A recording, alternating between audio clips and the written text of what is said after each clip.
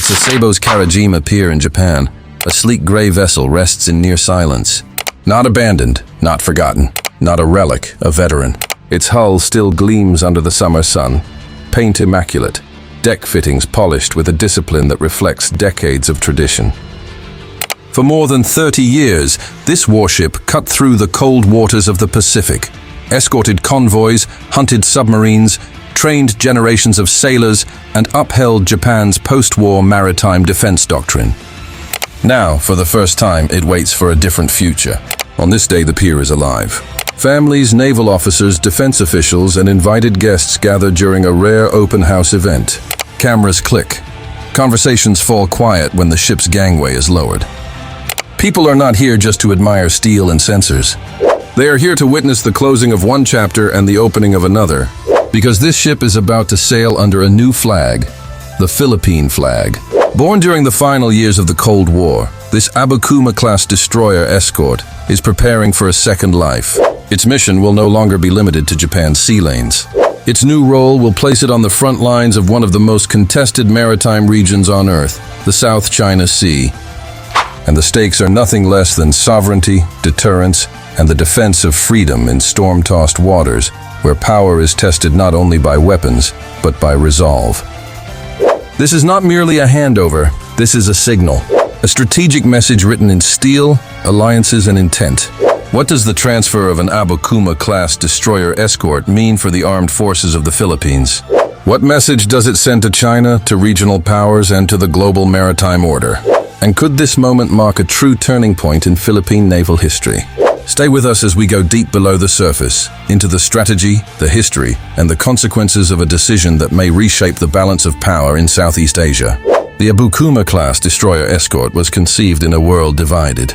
Commissioned between 1989 and 1993, these ships were designed during the twilight of the Cold War, when the oceans were crowded with submarines, surveillance aircraft, and fleets preparing for a conflict that, thankfully, never erupted.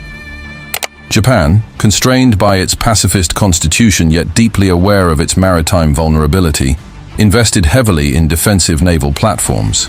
The result was a class of ships optimized for one deadly task: anti-submarine warfare. Compact but capable, the Abukuma-class displaced between 2,000 and 2,550 tons. At 109 meters long, they were smaller than destroyers, but far more capable than patrol ships. Their hull design emphasized stability in open seas. Their propulsion system delivered speeds of up to 27 knots, allowing them to rapidly respond to threats across wide patrol areas. But it was beneath the waves where these ships truly excelled. Equipped with advanced sonar systems, including hull-mounted and variable depth sonar, the Abukuma-class was built to detect, track, and neutralize hostile submarines before they could threaten vital sea lanes. In an era when Soviet submarines roamed the Pacific, this capability was critical. Their armament reflected this focus. They carried Mark 32 torpedo tubes designed to launch lightweight anti-submarine torpedoes. Harpoon anti-ship missiles gave them the ability to strike surface targets at long range. An OTO Melara 76mm naval gun provided flexible firepower for surface engagements, warning shots, and shore bombardment. For last-ditch defense, Phalanx CIWS turrets stood guard, ready to intercept incoming missiles at terrifying speed. These were not symbolic weapons. They were practical, proven, and battle-tested systems. For over 3 decades, the Abukuma-class served faithfully in the Japan Maritime Self-Defense Force. They participated in countless exercises, patrols, and readiness drills. They became floating classrooms, shaping the professionalism and discipline of Japanese sailors. And they did so with a reputation for reliability that few warships of their age can claim. Even during their final open house in Japan, observers noted something remarkable. These ships looked better maintained than many active vessels in other navies. Clean lines, functional systems. No visible neglect, a testament to Japanese naval culture. Japan is not discarding the Abukuma-class because they failed. It is retiring them because technology marches on. The JMSDF is transitioning to more advanced platforms, including the Mogami-class frigates. These newer ships feature stealthier designs, integrated combat systems, enhanced networking capabilities, and reduced crew requirements. They reflect modern naval warfare, where information dominance is as important as firepower. With all 6 Abukuma-class ships scheduled for phase-out, Japan faced a choice: scrap them, store them, or transfer them. In the past, Japan rarely transferred major combatants due to legal, political, and historical constraints. For decades after World War II, the export of lethal military equipment was tightly restricted. That policy has changed, and the choice of recipient matters. The Philippines is not just any partner.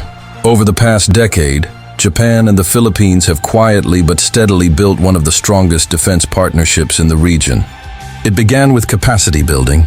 Japan donated TC-90 training aircraft, dramatically enhancing the Philippines' maritime domain awareness. These aircraft allowed Filipino pilots to patrol vast stretches of ocean that were previously beyond reach. Then came patrol vessels for the Philippine Coast Guard, improving law enforcement presence in contested waters. Joint exercises followed, training exchanges deepened, strategic dialogue intensified. Eventually, a reciprocal access agreement was signed, allowing forces from both countries to operate on each other's territory. This was not a symbolic gesture. It was a statement of trust. Now, with the transfer of Abukuma-class destroyer escorts, that trust enters a new phase. This is expected to be the first time since World War II that Japan transfers major naval combatants to another country, and they are going to the Philippines. That fact alone speaks volumes. To understand the significance of this transfer, one must understand the environment in which these ships will operate. The South China Sea is no longer just a body of water. It is a chessboard. Every reef, shoal, and channel is contested. Gray zone tactics dominate the battle space. Coast Guard vessels masquerade as law enforcement while performing strategic harassment. Maritime militia swarms blur the line between civilian and military actors. Artificial islands bristle with runways, radars, and missile systems.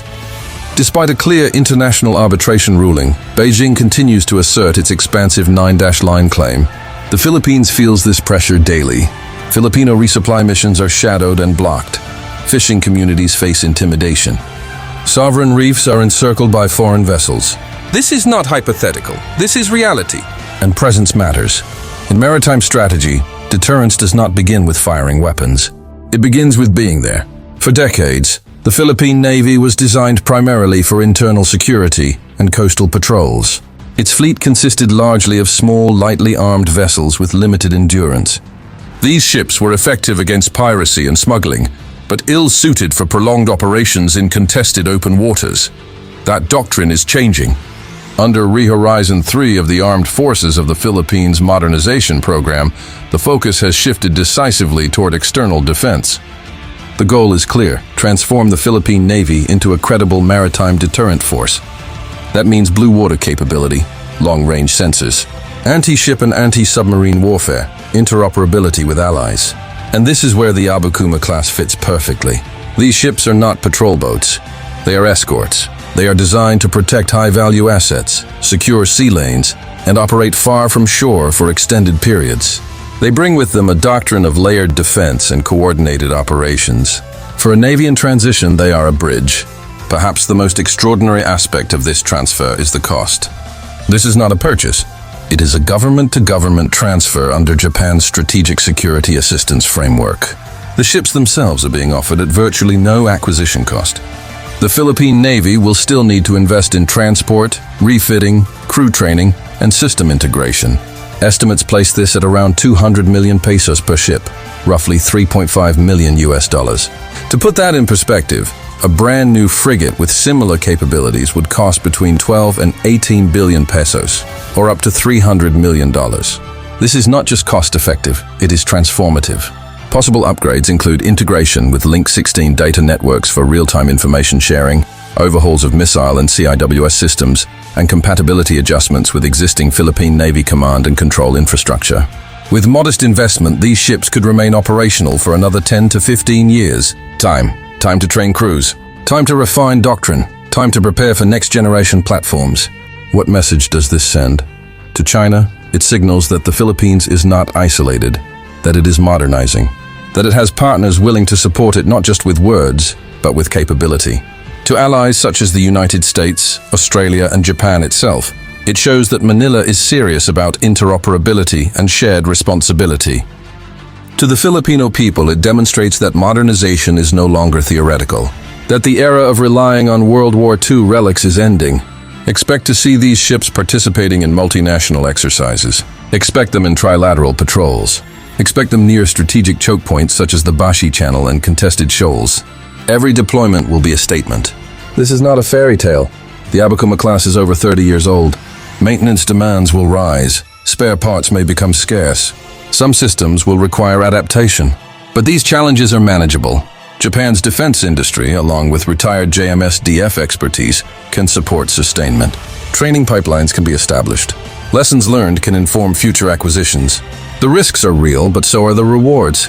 There is one element that spreadsheets cannot measure: national pride.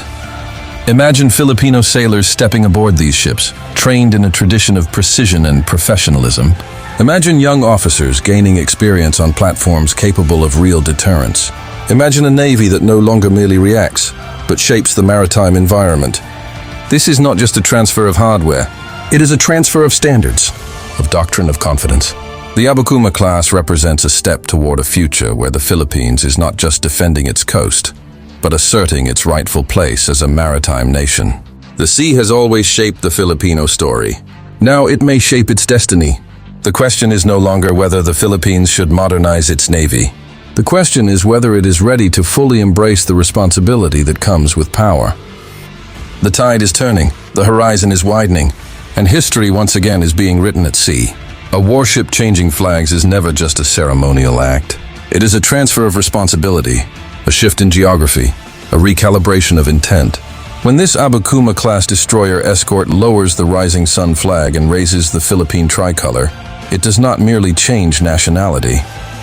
It changes the strategic geometry of the Western Pacific. Every nautical mile it sails, every sonar ping it sends into the deep, now serves a different national interest. For Japan, this is strategic restraint paired with strategic generosity. For the Philippines, it is strategic acceleration. And for the region, it is a quiet but unmistakable signal that the balance of maritime power is no longer static. Ships do not fight alone, people do. One of the most profound impacts of this transfer will not be measured in missile range or sonar depth, but in human capital. Filipino sailors assigned to these ships will undergo a transformation that no classroom lecture can replicate. Operating a destroyer escort requires a different rhythm of thinking. Long-duration deployments, multi-day ASW patrols, complex command and control coordination, continuous sensor fusion. These ships demand discipline, systems literacy, and trust in procedure. They reward crews who understand that modern naval warfare is as much about information dominance as firepower. Training with Japanese instructors, even temporarily, introduces Filipino crews to JMSDF operational culture, precision redundancy, maintenance discipline. These habits do not disappear when instructors leave. They persist, they spread. Over time, officers who cut their teeth aboard these ships will move into command positions across the fleet. Their experience will ripple outward, reshaping doctrine, expectations, and standards throughout the Philippine Navy. This is how navies mature. For years, one of the Philippine Navy's most glaring gaps has been undersea warfare. Submarines are the most asymmetric threat in maritime conflict. They do not posture, they do not warn. They observe, wait, and strike from invisibility. In the South China Sea, multiple regional powers operate submarines with increasing frequency. The Abukuma-class was built to counter exactly this threat. With dedicated sonar suites, torpedo systems, and the endurance to patrol deep water approaches, these ships restore a capability that the Philippines has lacked for decades. Even without firing a single weapon, their mere presence complicates adversary planning. Submarines thrive in permissive environments. Remove that permissiveness, and their advantage erodes. Deterrence in the undersea domain begins with uncertainty. Consider the geography. The Bashi Channel, a critical choke point between Taiwan and the Philippines, funnels commercial shipping, military traffic, and strategic movement between the Pacific Ocean and the South China Sea. Control of this corridor has implications far beyond national borders. An Abukuma-class escort operating in this area extends Philippine maritime awareness into one of the most strategically sensitive zones in Asia. Further south, contested reefs and shoals demand sustained presence. Not just patrols that appear briefly, but ships that can remain on station, rotate crews, and maintain operational tempo. These destroyer escorts enable exactly that. They can escort resupply missions, provide overwatch for Coast Guard operations, serve as command nodes during maritime incidents, operate alongside Allied forces without being a liability. In crisis scenarios, they become force multipliers. Modern naval operations are joint by necessity. No single navy, especially a developing one, can dominate contested waters alone. Success depends on interoperability, shared data, common procedures, compatible communications. With upgrades, such as Link 16 integration, the Abukuma-class becomes more than a Philippine asset. It becomes part of a broader allied maritime network. Information from U.S. surveillance aircraft, targeting data from allied surface ships, early warning from regional partners. All of it can flow through these platforms. This transforms the Philippine Navy from a standalone actor into a fully networked contributor to regional security. And that changes how adversaries calculate risk. Skeptics often focus on age. 30 years, outdated, maintenance heavy. But age alone does not determine relevance. Maintenance culture does. Japan's meticulous upkeep means these ships are not worn-out hulks. They are well-preserved platforms with known maintenance histories. Predictability matters. It allows planners to anticipate costs rather than be surprised by them. Furthermore, sustainment partnerships can be structured. Japanese defense contractors can supply parts. Technical documentation can be transferred. Retired JMSDF personnel can be contracted as advisors. This is not unprecedented. Many navies operate ships far older than these with success, provided logistics are handled intelligently. The key is planning, not perfection. No official statements may come immediately. But make no mistake, regional capitals will be watching closely. Beijing will analyze deployment patterns. Intelligence services will monitor refit timelines. Analysts will model scenarios. Silence does not mean indifference. In maritime strategy, reactions are often delayed, measured, and indirect. But every additional capable hull complicates coercive strategies based on intimidation and numerical advantage. The transfer does not provoke, it stabilizes. Because credible defense reduces miscalculation. For decades, Philippine maritime policy has been reactive, responding to incursions, documenting harassment, appealing to international law. All necessary, all valid, but incomplete without capability. The Abukuma-class represents a psychological shift from vulnerability to agency, from being present